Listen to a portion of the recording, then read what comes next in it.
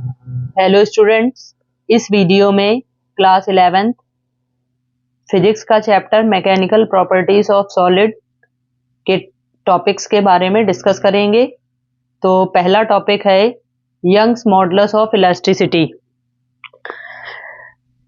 तो यहाँ पर तीन टाइप के मॉडुलस ऑफ इलास्टिसिटी पढ़ेंगे, क्योंकि मॉडुलस ऑफ इलास्टिसिटी जो है वो स्ट्रेस और स्ट्रेन का रेशियो होता है और ये रेशियो कांस्टेंट होता है, उसी को कहा जाता है मॉडुलस ऑफ इलास्टिसिटी। और ये कांस्टेंट जो होते हैं वो थ्री टाइप्स के होते हैं, जिसमें से फर्स्ट है यंग्स मॉडुलस, सेकंड है बल्क मॉडुलस एंड थर्ड है modulus of rigidity. Young modulus का मतलब होता है इसमें मॉडुलस ऑफ इलास्टिसिटी लेंथ की डिस्क्राइब की जाती है। बल्क मॉडुलस में मॉडुलस ऑफ इलास्टिसिटी वॉल्यूम की डिस्क्राइब की जाती है, जबकि मॉडुलस ऑफ रिजिडिटी जो है वो शेप की इलास्टिसिटी को डिस्क्राइब किया जाता है। तो सबसे पहले यहाँ पर हम लोग समझ लेंगे यंग्स मॉडुलस ऑफ इलास्टिसिटी के बारे में। यंग मॉडुलस ऑफ इलास्टिसिटी में लॉन्गिट्यूडनल स्ट्रेस और लॉन्गिट्यूडनल स्ट्रेन का रेशियो लिया जाता है और यही रेशियो लेकर के इनके जो भी टर्म है यूज करके यंग मॉडुलस ऑफ इलास्टिसिटी का एक इजी सा फॉर्मूला सॉल्व करके निकालना है। तो उसके लिए सबसे पहले एक छोटा सा डायग्राम समझ लेंगे।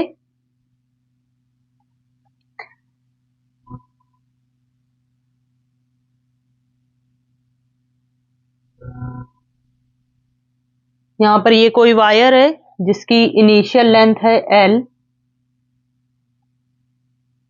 और एरिया है capital A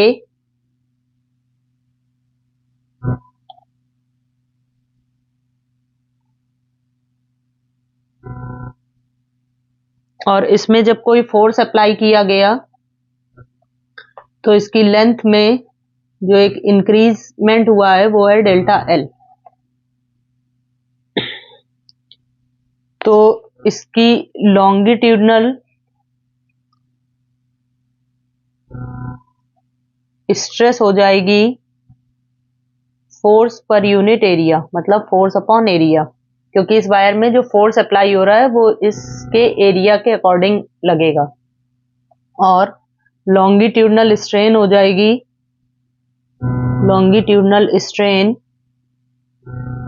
is equal to delta L upon L, change in length upon original length. और यहाँ से यंग्स मॉडुलस जो होता है वो इन्हीं दोनों का रेशियो होता है, मतलब लॉन्गिट्यूडनल स्ट्रेस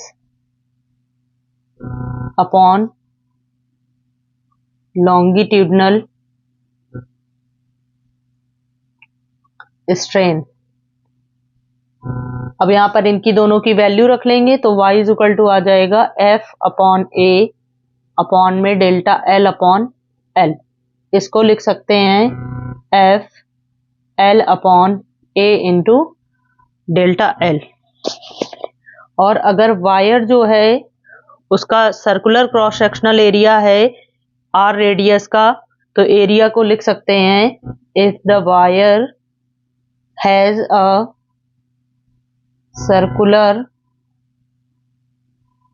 क्रॉस सेक्शनल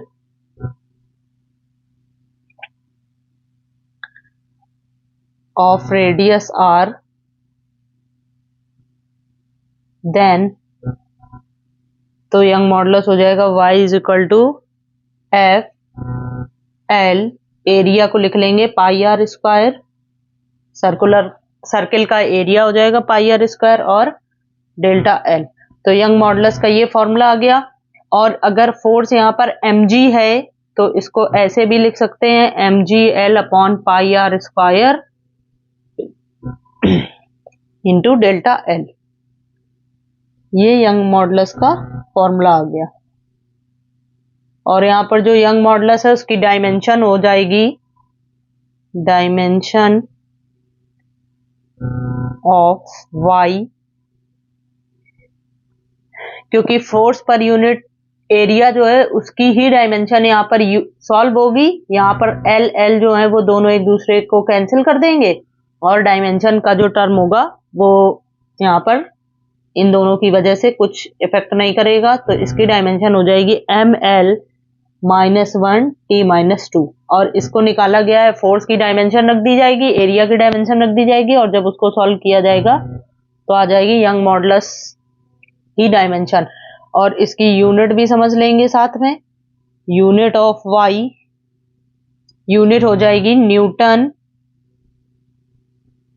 पर मीटर स्क्वायर या इसी को पास्कल भी कह सकते हैं। अब आगे सेकंड समझ लेंगे बल्क मॉडुलस ऑफ इलास्टिसिटी के बारे में।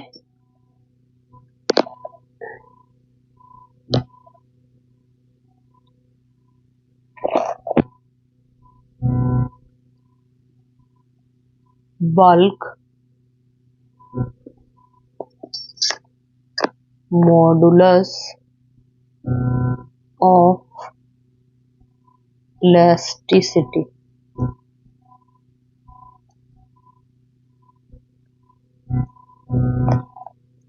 इसमें इसका डायग्राम, ये बल्क मॉडुलस ऑफ इलास्टिसिटी जो होता है वो नॉर्मल स्ट्रेस और वॉल्यूम स्ट्रेन का रेशियो होता है। तो इसके लिए एक डायग्राम समझ लेंगे।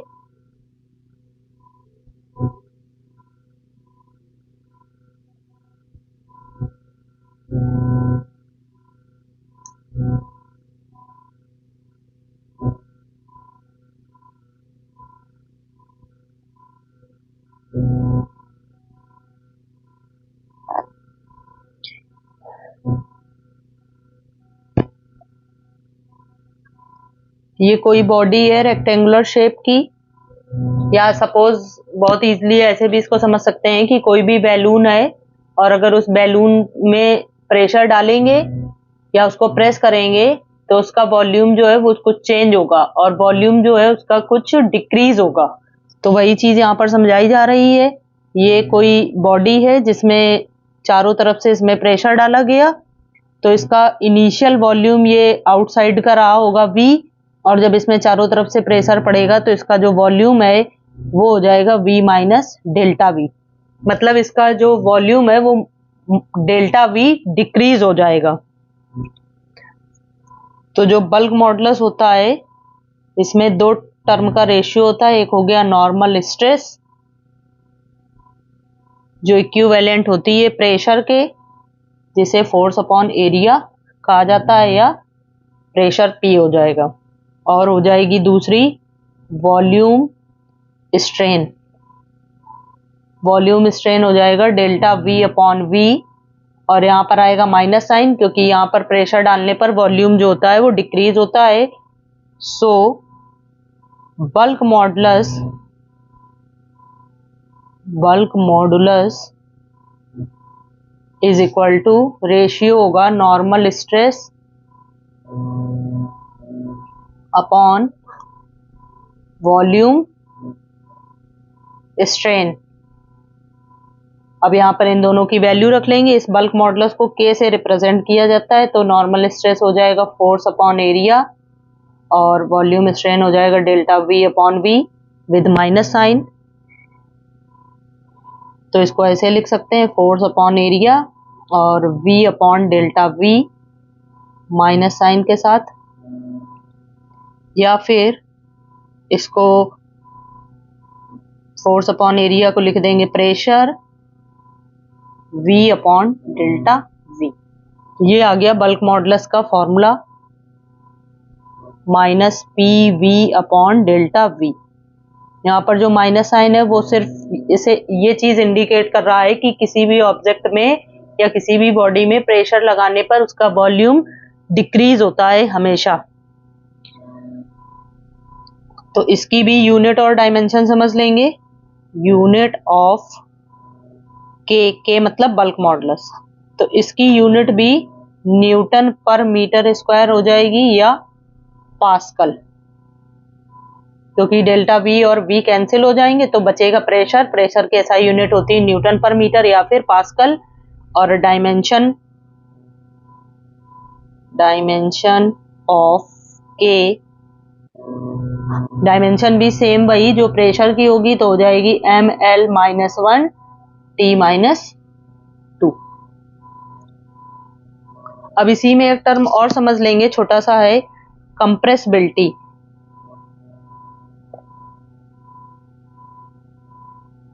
कंप्रेसिबिलिटी ये बल्क मॉडुलस का रेसिप्रोकल होता है।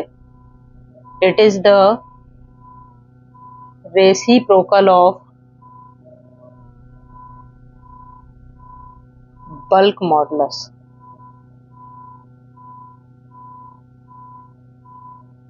सो इसको रिप्रेजेंट किया जाता है बीटा से, तो beta is equal to 1/k हो जाएगा।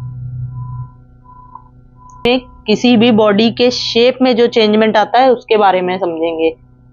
Modulus of rigidity. रिजिडिटी या इसी को कहते हैं शियर मॉडुलस। शियर मॉडुलस ये एक इंपॉर्टेंट टॉपिक हो गया।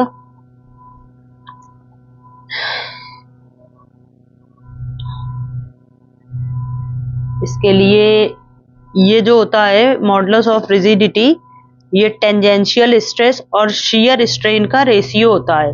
तो इसमें एक जो शियर स्ट्रेन है वो समझ लेंगे, उसके बाद इन दोनों का ratio he modulus of rigidity कहलाएगा। तो उसके लिए सबसे पहले एक डायग्राम बना रहे हैं, उस डायग्राम को समझना है।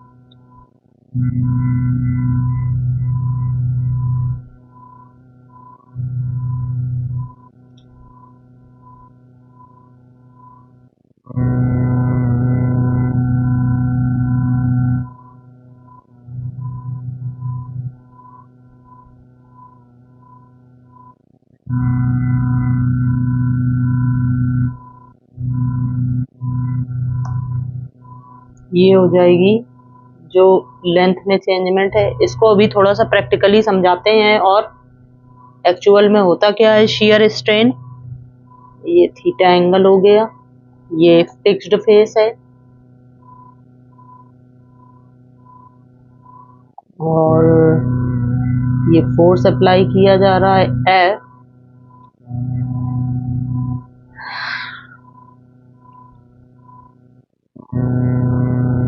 और इसी का एक दूसरा डायग्राम भी बना लेते हैं यहाँ पर,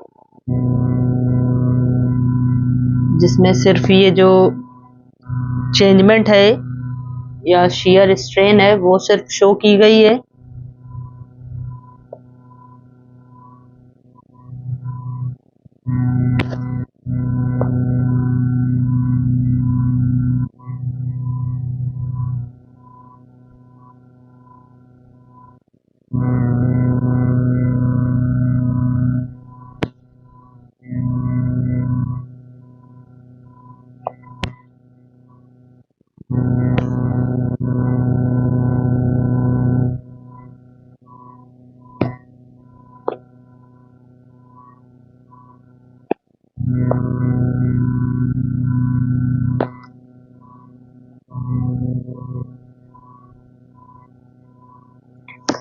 तो इसको थोड़ा सा प्रैक्टिकली इस तरह से समझ लेंगे।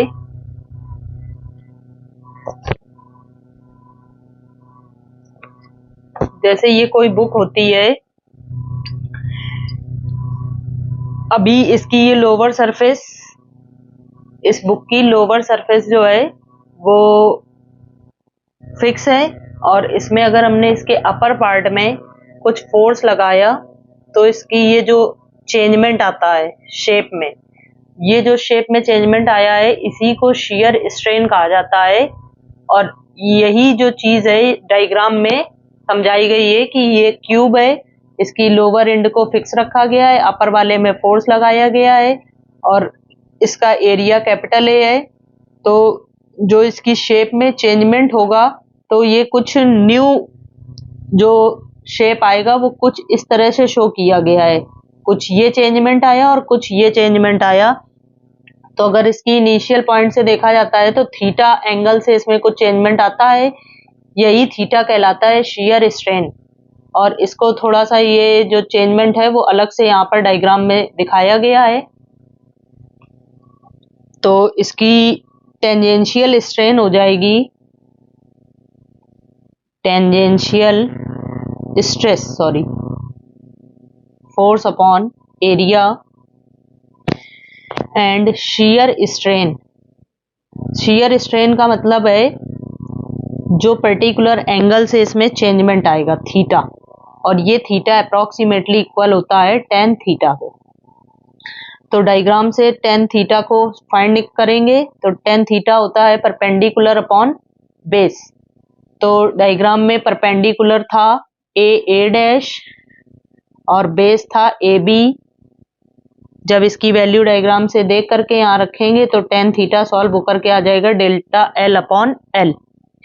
Then modulus of rigidity find कर लेंगे। Modulus of rigidity is given by इसको ईटा से रिप्रेजेंट किया जाता है, तो ये रेशियो होता है टेंजेंशियल स्ट्रेस और शियर स्ट्रेन का। यहाँ से अलग से भी शियर स्ट्रेस स्ट्रेन के बारे में पूछा जा सकता है, तो समझ में आ गया होगा डायग्राम से, उसे ही एक्सप्लेन करना होगा। तो यहाँ से टेंजेंशियल स्ट्रेस थी F अपॉन ए, शियर स्ट्रेन थी थीटा, और थीटा की वैल्यू जब इसमें पुट कर देंगे तो आ जाएगा F अपॉन ए, और थीटा निकाला था डेल्टा L अपॉन L, और यहाँ पर रखा जाएगा तो हो जाएगा L अपॉन डेल्टा L। ये आ जाएगी मॉडुलस ऑफ रिजिडिटी ईटा की वैल्यू सॉल्व होकर के। अब यहाँ पर इसकी भी SI यूनिट और डायमेंशन समझ लेंगे। डायमेंशन ऑफ ईटा सेम रहेगी क्योंकि length length cancel, force upon area ml-1 t-2, और यूनिट भी वही रहेगी, यूनिट ऑफ ईटा न्यूटन पर मीटर स्क्वायर या फिर पास्कल। तो यहाँ पर तीनों समझ लिए, यंग मॉडुलस, बल्क मॉडुलस और मॉडुलस ऑफ रिजिडिटी। जो तीनों कांस्टेंट हैं, तीनों की यूनिट और डायमेंशन सेम है, बस तीनों में इनके फॉर्मूले जो हैं वो डिफरेंट डिफरेंट आए हैं सॉल्व करने पर। तो अब जो इसका अगला टॉपिक है वो आपको नेक्स्ट वीडियो में पढ़ाया जाएगा। Okay, thank you.